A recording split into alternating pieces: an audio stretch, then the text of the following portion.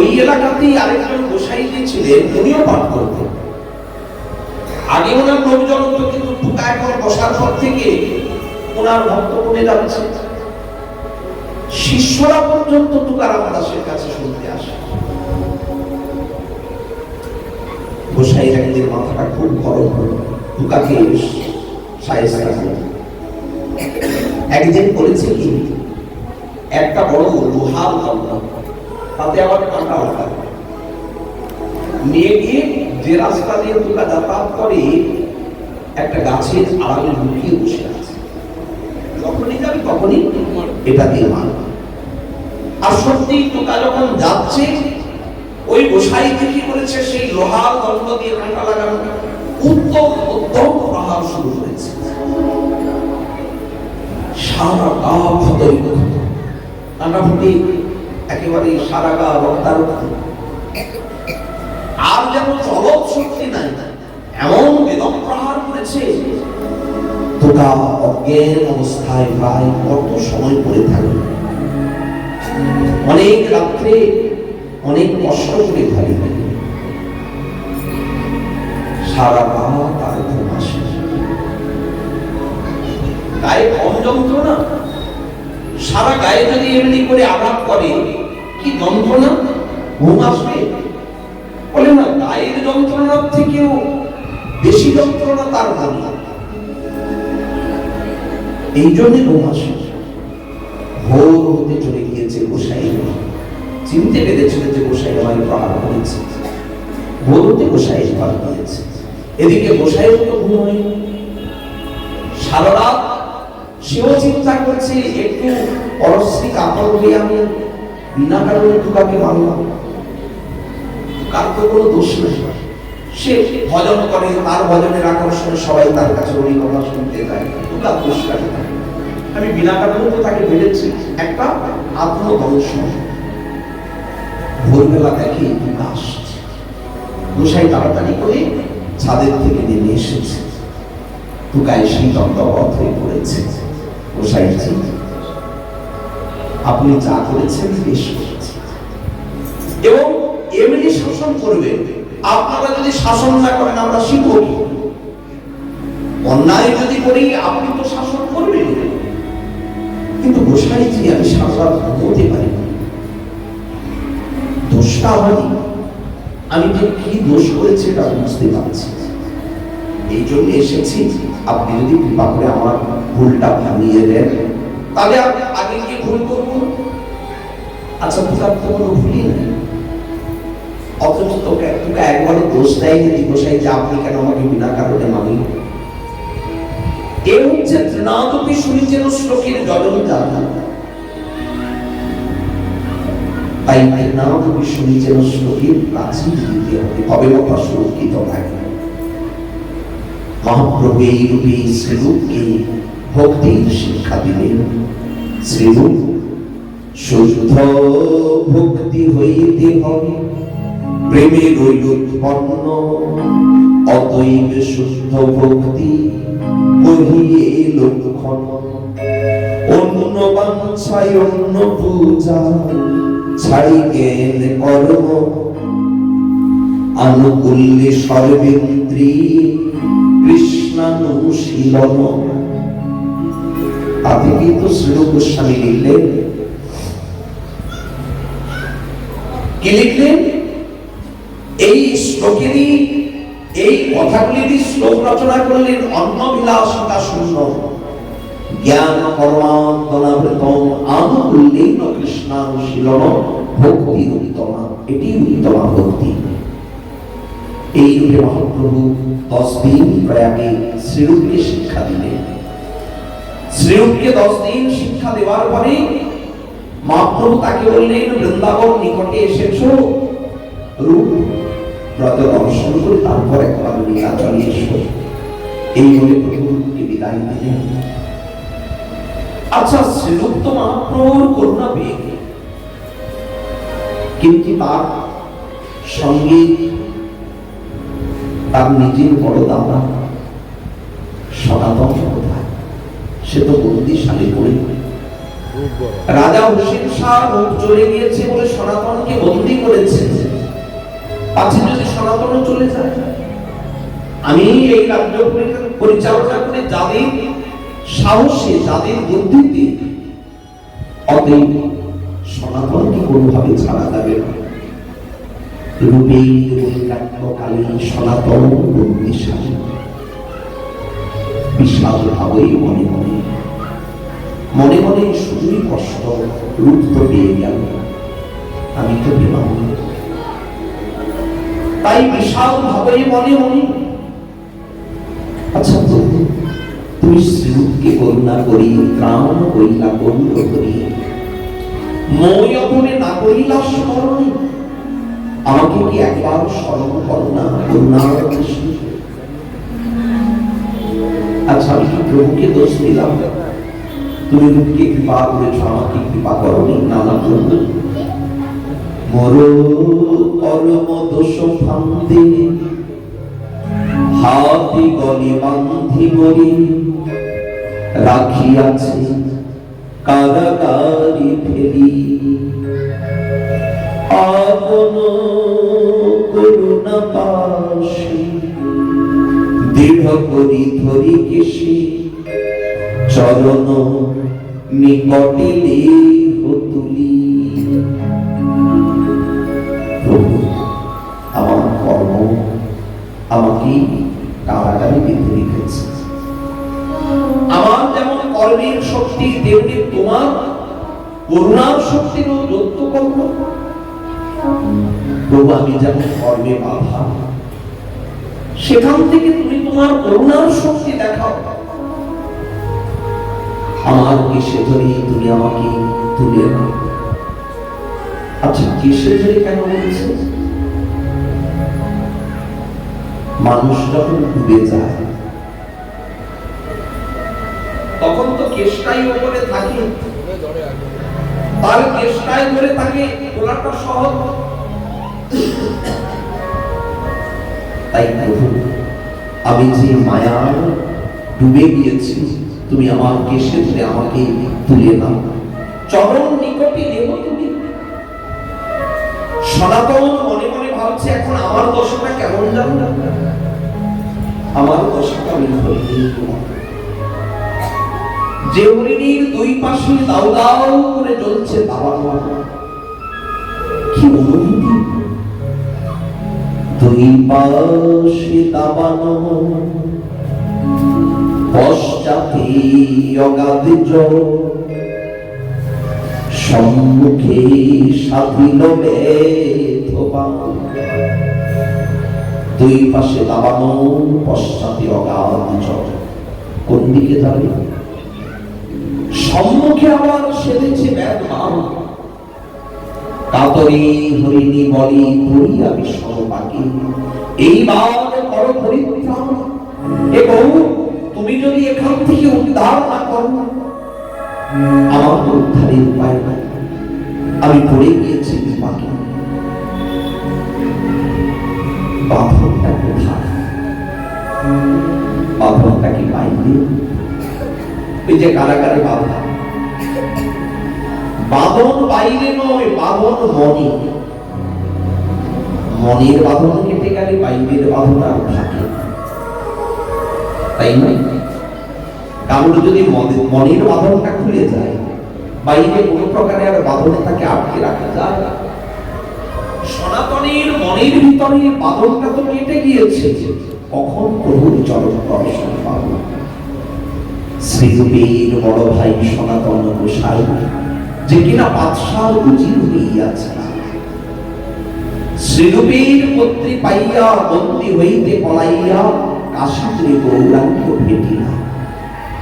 মহাপ্রভুর চরণে গেলে ওই কাশীতে, প্রভু তখন প্রয়াগ থেকে কাশী শিখিয়েছে, কাশীতে চন্দ্রশেখর আচার্যের ঘরেই বসেছিলেন। সর্বান্তর্যামী জেনে গিয়েছে আমার সনাতন এসেছে। প্রভু বলছে যাও যাও, গৃহে বৈষ্ণব এসেছে, ডেকে আনো। আলখাল্লা পড়া, দরবেশের বেশ। চন্দ্রশেখর গিয়ে দেখলো কই বৈষ্ণব তো নাই, এক দরবেশ বসে আছে। মহাপ্রভু মহাপ্রভুর কাছে তুমি বৈষ্ণব, তাই না? বেশে কি আসে যায়, মনের ভিতরেই তো সব। তাই বলে মনের দোহাই দিয়ে বেশি আবার কেউ যেন অপমানিত না করে। কারণ এ জগতে মন যখন পবিত্র হয়ে যায় তখন বেশটাও পবিত্রই হয়ে যায়। এমনি এমনি কেউ বেশ ধারণ করে না, ঠাকুরজির প্রতি অনুরাগ হয় বলেই তারা বেশ আশ্রয় করে, তাই না? এই রূপে সনাতনকে ডাকতে বললেন, যে দরবেশ বসে আছে তাকেই ডেকে আনলেন। সনাতন ভেতরে আসতে লজ্জিত হচ্ছে, কি করে জানলাম? দরবেশ রূপ দেখি প্রভুর সচল আখি, এত বড় মন্ত্রী এক পোশাকে এখানে এসেছে, কবে ঘর ছেড়েছে, কবে এখানে পৌঁছেছে, একটাই পোশাক। প্রভু এত বৈরাগ্য দেখে আশ্চর্য হলেন, বাহু প্রসারিয়া এসে ভাইয়া সনাতনী করে করে কাপড়ে গোসাই বলে, মৌমি অধমে স্পর্শ কিলানি, কেন স্পর্শ করছেন প্রভু? অস্পৃশ্য পামরেহি দুরাচার মন্দদিন, নিজ সঙ্গী নিজ ব্যবহার, এ হেন পামর জনি স্পর্শ প্রভু কি কারণে, যোগ্য নহি তোমা পুরুষিবা। গৌরাঙ্গ করুণা করি রাধা কৃষ্ণ নাম মাধুরী শিক্ষা করাইলা সনাতন। সনাতন জিজ্ঞাসা করেছিলেন, প্রভু কি আমি? কেন মরি যারে তা পত্র, ইহা নামি জানি আমি কেমন ভিতর। একসাথে তিন সনাতনীর মিলন, তিন সনাতনীর মিলন জীবের কত সৌভাগ্য। তিন সনাতনকে এক প্রশ্ন কথা সনাতন গোস্বামী সবাই জানে, প্রশ্ন করছে কি আমি কেন বলে যারে তা বলতে। দ্বিতীয় সনাতনকে উত্তরদাতা, যিনি সনাতন পুরুষ স্বয়ং ভগবান গৌর সুন্দর। আচ্ছা, দুই সনাতনকে না বলে পেলাম, তৃতীয় সনাতনকে প্রশ্নকর্তা সনাতন, উত্তরদাতা সনাতন, আর প্রশ্নটিটি হচ্ছে সনাতন প্রশ্ন। সর্বজীবের এই হচ্ছে জানার বিষয় কি আমি, এটা আবার কোন প্রশ্ন? এবং কে তুই, কে তুই, তুমি কে, তুমি কে? শুনতে পেলাম না, কি বলছি? নন্দদেব না? এই পেয়ে উত্তর দিয়ে দিল, উত্তর দিল না, আমাদের সামনেই তো উত্তর দিল নন্দদেব না। বড়দের তো জিজ্ঞেস করলে আপনারা বলেই দেবেন, দেখুন ছোট্ট ছেলেটা বলে দিচ্ছে, ও যদি উত্তর দিতে পারে তাহলে সবাই জানো। সনাতন কেন তাহলে এত সহজ প্রশ্ন করল? যে প্রশ্ন একটা শিশু জানে, সেই প্রশ্নটা সনাতন গোস্বামী করেছে। শুনতে যতটা সহজ মনে হচ্ছে, প্রশ্নটা কিন্তু এত সহজ নয়।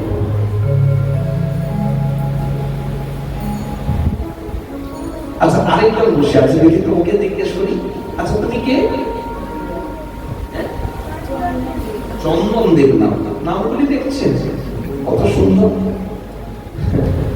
বসে অন্ধতি তো, চন্দন বসে অন্ধতি সুগন্ধ। আচ্ছা, আরেকটা প্রশ্ন করি, তিনের সঙ্গে দুই যোগ করলে কত হয়? কত হয়? পাঁচ। আচ্ছা তুমি বলো তো, তিনের সঙ্গে দুই যোগ করলে কত হয়? পাঁচ। দুজনে একটা উত্তর দিল না? উত্তর এ আর একটা উত্তর কিন্তু দেয়নি, দুজনেই একই উত্তর দিয়েছে। তোরা ভয় পাস না, এমনি তোদেরকে করছি, মজা করছি তোদের সাথে, শেষে ওরা আবার ভয় পেয়ে যাবে। আচ্ছা, প্রশ্ন একটা, 2 এর সঙ্গে 3 যোগ করলে কত হয়? দুজনেই একটা উত্তর দিল। তাহলে আমি তো একটাই প্রশ্ন করেছি, একেও বলেছি 2 কে, ওকেও বলেছি 2 কে। এ উত্তর দিল আমি নন্দদেব, আর ও বললো চন্দনদেব। তাহলে দুটো উত্তর আলাদা হলো কেন? একটা প্রশ্নের তো একটাই উত্তর হবে। এ তো 5, এ তো 7 বলেনি। প্রশ্ন যখন একটা, কে আমি, সবাই নিজের উত্তরটা লিখতো, আমি কে, আমি সুমন, আমি রাম, আমি শ্যাম, আমি যদু, আমি মন্ত্র। একই প্রশ্নের একটা উত্তর কেন? তাহলে রেজাল্ট পাচ্ছে। মাস্টারমশাই যদি ছাত্রদের জিজ্ঞেস করে 10 জন যদি 10টা একটা প্রশ্নের উত্তর দেয়, 10 জনই কিন্তু আর ঠিক বলে না, একজনের ঠিক বাকিদের। এবার মজাটা দেখাবে কিনা মজা? বাকিরা তো ভুল উত্তর দিয়েছে, তাহলে কার উত্তর ঠিক, বাকি সকলের উত্তর ভুল? কে আমি? প্রশ্নটা একটা। আসলে কি আমরা দেহের সাপেক্ষে পরিচয় নিই? দেহ পাল্টে গিয়েছে, উত্তর পাল্টে গিয়েছে। আমি তো দেহ নই। কই আমি মরে গেলে কি আমি মরে যাব? আমি মরণ নাই, মরণ হয় দেহে। আমি তো নিত্য শাশ্বত। ওই যে বললেন না যে এই জীব নিত্য শাশ্বত সনাতন, এই জীবকে কেউ আগুনে পোড়াতে পারে না, এই আত্মাকে কেউ শস্ত্র দিয়ে ছেদন করতে পারে না, এই আত্মাকে কেউ আগুনে পোড়াতে পারে না, কাটতে পারে না, শুকনো করতে পারে না, তাই না, ভেজাতে পারে না। তাহলে আত্মা নিত্য, আমি তো নিত্য। তাহলে এটা কোন? বলে এটা দেহের সাপেক্ষে পরিচয়। আমি রাম, আমি শ্যাম, আমি যদু, আমি মন্ত্র। সাপেক্ষ পাল্টে গেলে পরিচয় পাল্টে যাচ্ছে। আচ্ছা, একটা দৃষ্টান্ত দিলে সহজে বোঝা যাবে না, বিষয়টা একটু জটিল লাগছে, তাই না? একটা সহজ উদাহরণ দেব। আমি তো এখানে একেবারে নতুন, কাম কর মানে চিনি কি, তো হঠাৎ আমাকে একজন দেখা করে বলে গেল, আচ্ছা আমার নাম গৌরাঙ্গ, আপনি একটু দয়া করে আমার বাড়ি যাবেন, এই সামনের পাড়াতেই আমাদের। যে কাউকে জিজ্ঞেস করলে বলে দেবে, আচ্ছা ঠিক আছে, এত করে বলছে যখন যাও। এখন আমি গিয়ে যদি ওই পাড়ায় জিজ্ঞেস করি এখানে গৌরাঙ্গ বাবুর বাড়ি কোথায়, সে উত্তর দিল একটু এগিয়ে যান, দেখবেন একটা ঘরের উপরে কাক বসে আছে, ওটাই গৌরাঙ্গ।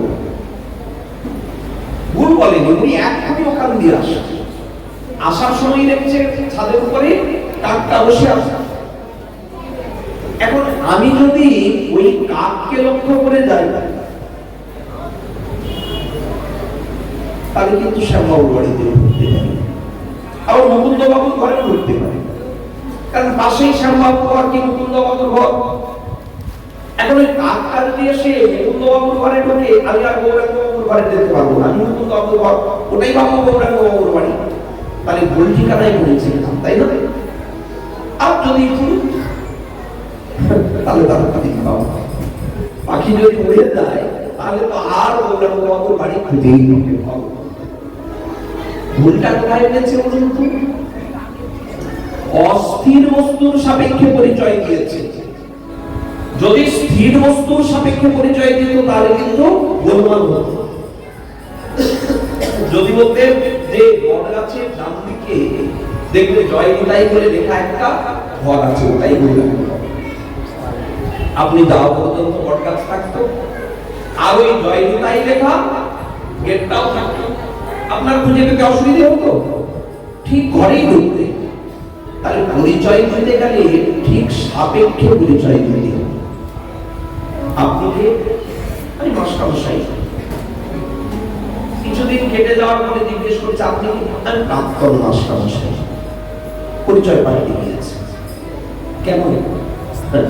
আমরা কেউ দিই কর্মস্থানের সাপেক্ষে পরিচয়, কেউ দিই দেহের সাপেক্ষে পরিচয়, কেউ দিই পদের সাপেক্ষে পরিচয়। আমি মুখ্য প্রধান বলেন, যেই প্রধানের পদ চলে গেল, পরের ইলেকশনে উনি সরে গেলে আর প্রধান। আগে সবাই প্রধান বলে রাখতে, এখন আর কেউ রাখবে না। তাহলে ওই চেয়ারের সাপেক্ষে পরিচয়টা হয়েছিল না। আমরা এরকম কাকের মতো অস্থির বস্তুর সাপেক্ষে পরিচয় দিই। এই জগতে স্থির কে? একমাত্র অনাদিরাদি গোবিন্দ, যিনি সর্বকারণের কারণ। শাস্ত্র বলছে তিনি কৃষ্ণ। তাহলে যদি জীবের পরিচয় দিতে হয়, সনাতন তুমি যে প্রশ্নটা করেছো, কে আমি, শুধু তুমি নয়, সর্বজীবের স্বরূপ হয় এই কৃষ্ণের নিত্য দাস। মানুষ শুধু নয়, পশু পক্ষী যে কোনো জীব, সর্বজীবের একটা পরিচয়, সেটা হচ্ছে কৃষ্ণের নিত্য দাস। আচ্ছা, যদি কৃষ্ণের দাস হই, তাহলে কেন বলে জানে তা পুত্রয় দুঃখ পাই কেন? এই জগতে আমরা কৃষ্ণের দাস জন্য দুঃখ পাই। কৃষ্ণ আনন্দ স্বরূপ, সচ্চিদানন্দ বিগ্রহ। আমাদের তাহলে এত দুঃখ কেন? কেন বলে জানে তা পুত্র আদি দৈনিক আদি ভৌতিক আধ্যাত্মিক এই ত্রিকাল জ্বালা কেন ভোগ করতে? প্রভু বললেন, কৃষ্ণের নিত্য দাস জীব তাহা ভুলি গেলাম। জীব তো কৃষ্ণের দাস, কিন্তু ভুলে গিয়েছে। তে কারণে মায়াকার গলায় বান্ধিলা, কৃষ্ণ সূর্য সমমায়া হয় অন্ধকার। যাহা কৃষ্ণ তাহা নাই মায়ার অধিকার। আপনি সকালবেলা যদি পশ্চিম দিকে তাকান, আচ্ছা যারা যারা চলে যাচ্ছেন তাদের জন্য একটু বলে রাখি, আর আধ ঘন্টা পাঠ হবে, আধ ঘন্টা 40 মিনিট। সবাইকে বলবো আজকে প্রসাদ পেয়েই যাবে, পরে গিয়ে না আজকে সেবা করে এখানেই সবাই প্রসাদ পেয়ে যাবে। কারণ শুধু শুধু ঘর যাওয়ার প্রয়োজন নয়। আর শুধু আজকে নয়, অনেকে হয়তো ভাববেন যে আজ তো ঝুলন পূর্ণিমা, মানে ঝুলন আজকে শেষ, কিন্তু আমাদের এই হরিকথার বিশ্রাম হবে আগামীকাল। কালকে আমাদের পাঠ বিশ্রাম হবে। অতএব কালকেও কিন্তু সবাই যেমন আসছে এমনি আসবে। আজকে আরেকটু বসে যান নাকি? অনেকে বসবে তো বটে, যারা যারা ওঠার ভাবনা করছেন যে না এবার ঘরে যাই, তাদেরকে বলছেন আজকের দিনটা ঘর দিয়ে কাজ নেই, বসুন সবাই এখানেই প্রসাদ হয়ে তারপর ঘর যাবে। একটু একটু বকাবকি করবে, আসা আসবে ঘর গেলে আমি একটু বললে এত দেরি করে এলে, বেশি তো আর কিছু না, যা হয় সবাই থেকে যায়। তো দেখুন, জীব কৃষ্ণের নিত্য দাস, কিন্তু তাহা ভুলি গেল। আসলে কৃষ্ণ সূর্য আর মায়া হচ্ছে অন্ধকার। মায়ার কাছে গেলে দুঃখ, অন্ধকারে দুঃখ, টোকাটুকি লাগবে, ধাক্কা লাগবে, পথ দেখতে পাবো না। আর কৃষ্ণের দিকে যদি তাকাই, তাহলে আলোই আলো, সব পথে দেখবেন আলো জ্বলছে। যেমন পূর্বাকাশে যদি সকালবেলা তাকান, কি দেখবেন? সূর্য উঠেছে, কি সুন্দর আলো। আর সকালবেলা যদি পশ্চিম দিকে তাকান, কি দেখবেন? কিন্তু নিজের বিশাল বড় কালো ছায়া, মানে অন্ধকার। যদি সূর্যের দিকে পিছন করেন, তাহলে অন্ধকারটা দেখছেন না, কালো অন্ধকার ছায়াটা।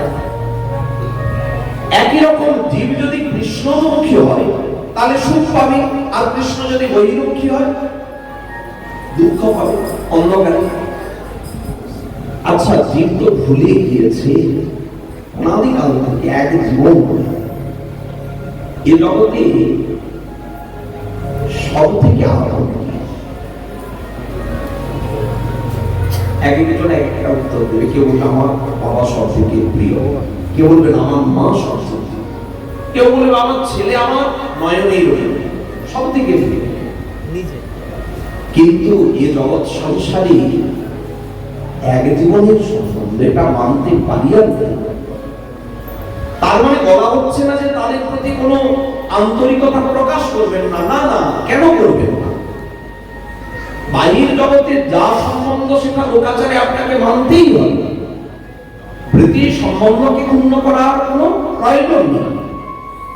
সাধুবাড়ির লোককে দেখে অবজ্ঞা করতে হবে, উপেক্ষা করতে হবে, অনেকে এমন করে। আরে বলুন নাকি, মানুষই ভালোবাসলে সবাই তো কাছেই আসবে, গুড হ্যান্ড যদি করে মানুষ কাছে আসবে। তাই সাধু হলেও তাকে কিন্তু যদি লোকালয়ে থাকে তো লোকাচার মানতে হবে, কিন্তু এক জীবনের সম্বন্ধ এটাও মনে রাখতে হবে।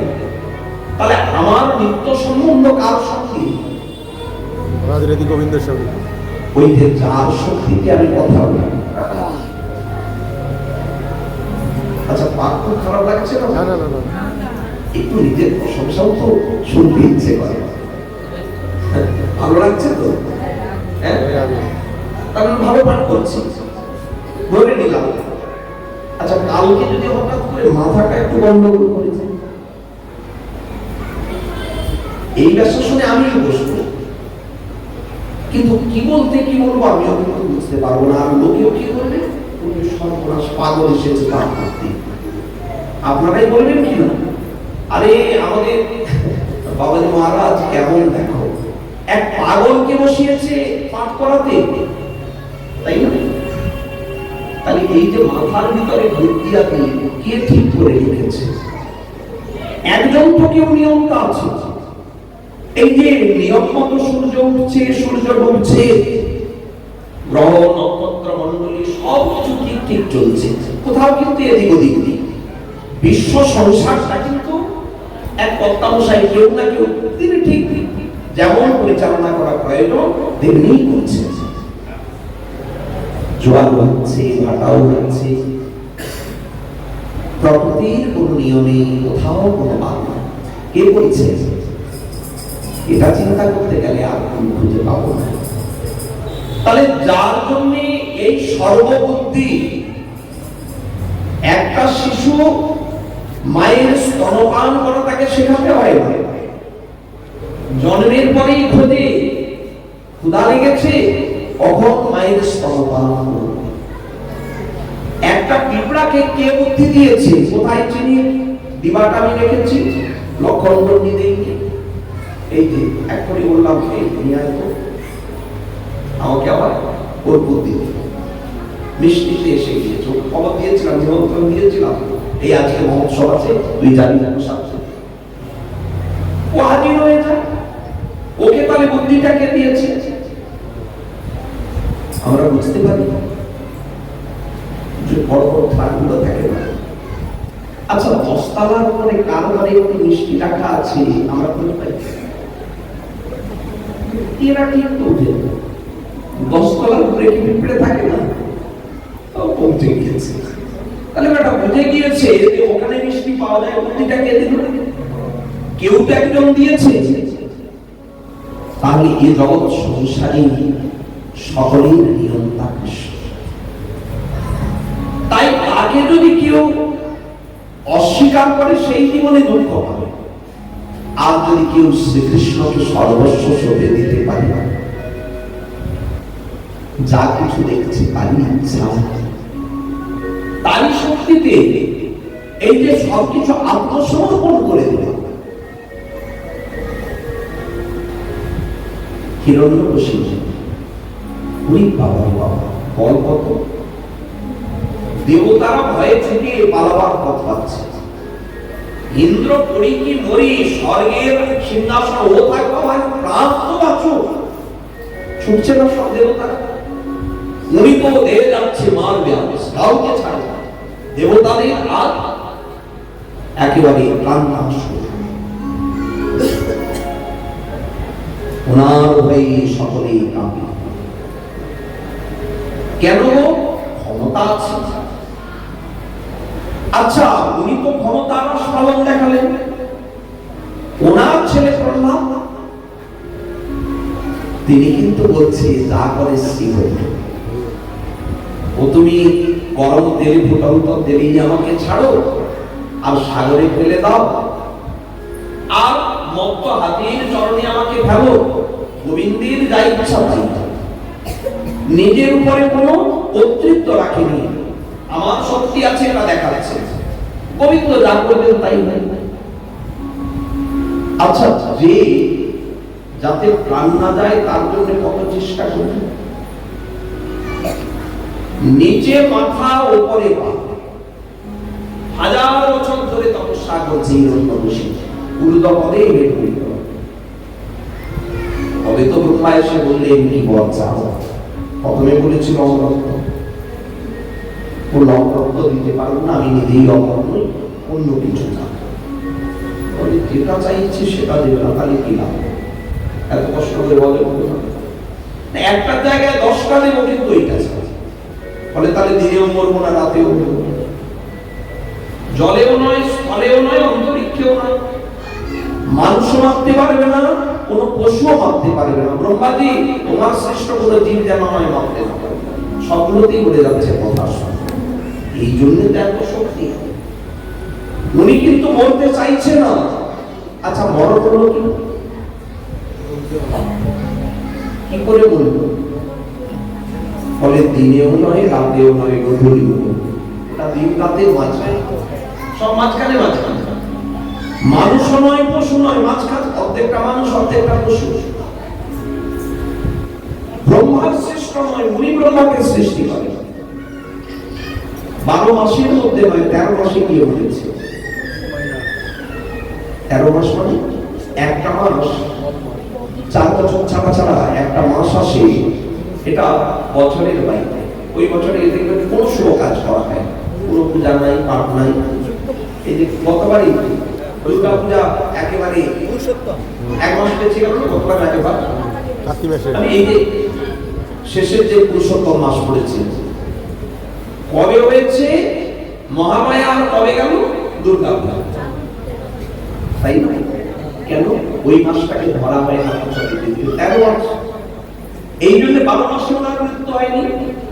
কিন্তু প্রহ্লাদের তো মরার কথা সব জায়গাতে, কিন্তু প্রহ্লাদ হয়ে গেলে ভাগবত চরিত্র, মৃত্যু আছে। তাহলে ভগবানকে সঁপে দেওয়া, কিন্তু আমরা তো ভুলে আছি কি করে তাকে সঁপে দেব। সাধু শাস্ত্র কৃপায় যদি কৃষ্ণমুখী হয়, সাধু এবং শাস্ত্রের কৃপায় যদি কেউ কৃষ্ণমুখী হতে পারে, সেই দিন নিস্তারে মায়া তাহাকে ছাড়ে। আর মায়া তাকে ধরে রাখে না। কি করে ধরে রাখবে? সে তো কৃষ্ণমুখী হয়ে গিয়েছে, আলোর দিকে চলে গিয়েছে। আত্মা তাকে রাখতে পারবে না। এই জন্য সাধু শাস্ত্রের কৃপা সর্বাগ্রে প্রয়োজন। জীবী মহাকবি এর জন্য সম্বন্ধ অবিধেয় প্রয়োজন তত্ত্বের বর্ণনা দিলেন। সম্বন্ধটা কি? নিত্য সম্বন্ধ জীবী, তার সঙ্গে কৃষ্ণের সঙ্গে জন্ম জন্মের সম্বন্ধ। আচ্ছা, সেই কৃষ্ণকে পাওয়ার উপায়টা কি? অবিধেয়তে অনির্ণয়তে অবিধেয়। কি উপায় তাকে পাবো? বলছে তাকে সাধুয়েতে নাকি যোগী, যোগ সাধনায় পাওয়া যায়। সাংখ্য ধর্মোদ্ভব, সাধ্যায় স্তপ ত্যাগ, যথা ভক্তি মমর্জিতা।